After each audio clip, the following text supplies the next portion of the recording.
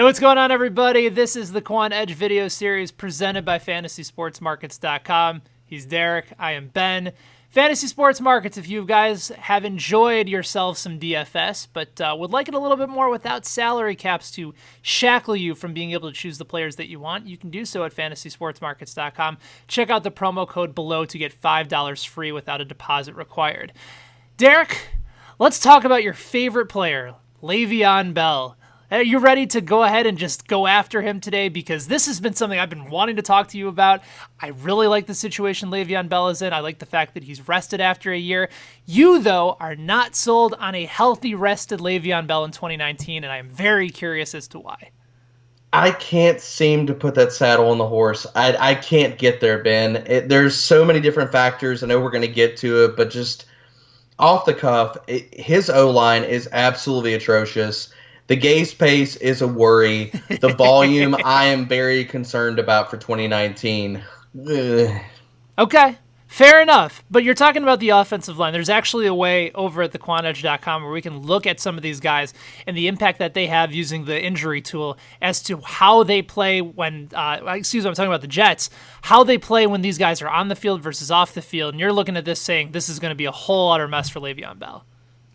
Well, anybody that's not looking at his true situation, I just feel like he has ran behind nothing but top 10 offensive lines ever since his rookie season. So now with the Jets, 32nd in adjusted line yards. And if you look at the tool over at the Quant Edge, man, they tried. I mean, there was some stuff that came out about Gase wanting to upgrade the offensive line, get Paradis in there. If you look at Harrison, who is the projected starting center, he has nothing to write home about, man. When he was on the field, projected run success went from 39 to 35%. Explosive run rate stayed very stable and didn't go up. Yards per carry dropped off the table from 4.2 to 3.5. And if you look at how they even tried to improve the offensive line by bringing in Kalichio Semele, it's not any better, Benny.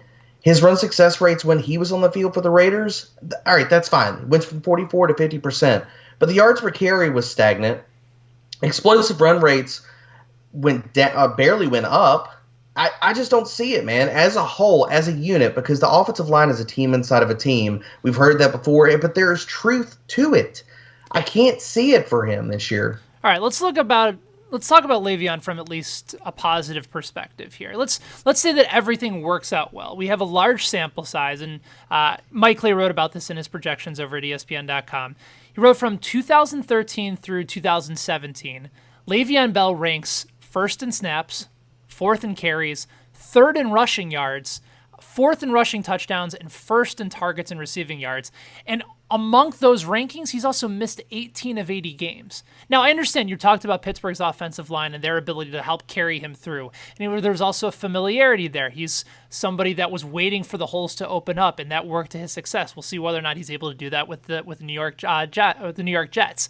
But assuming Sam Darnold takes a step in the right direction, Robbie Anderson is back to the guy that we saw from a couple years ago, and LeVeon looks like LeVeon Bell, they start to figure it out within Adam Gase's system.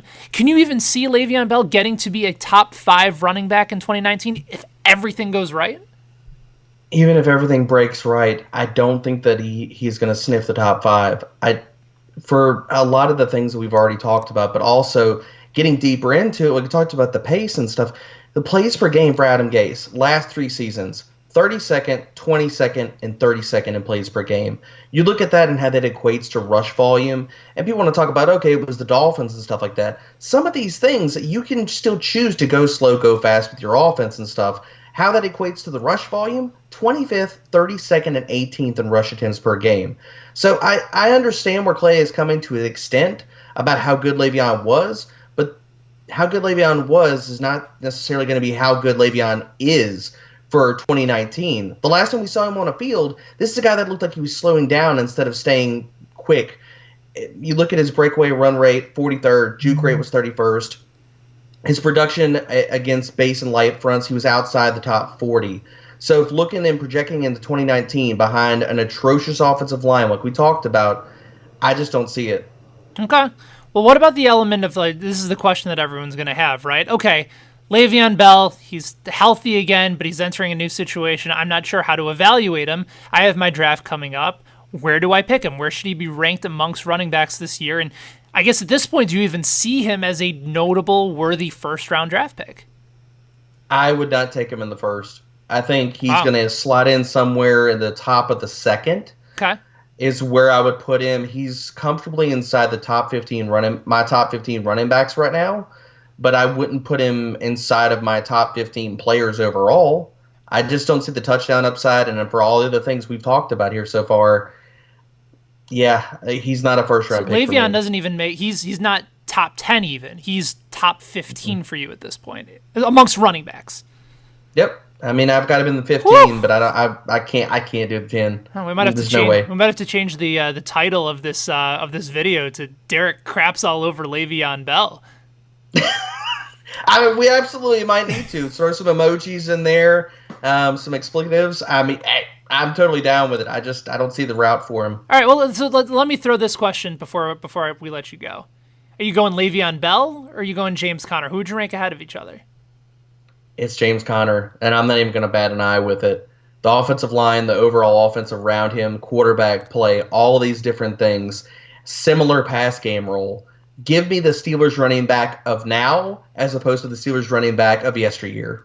By the way, if you want to check out any more of these head-to-head comparisons, you can use the head-to-head comparison tool over at thequantedge.com, and make sure you guys are checking out thequantedge.com for the latest as you prepare for your fantasy draft in 2019. And also make sure you check out all the different contests at fantasysportsmarkets.com. For Derek, for poor LeVeon Bell, I'm Ben. We'll talk to you soon. Thanks for watching, everybody.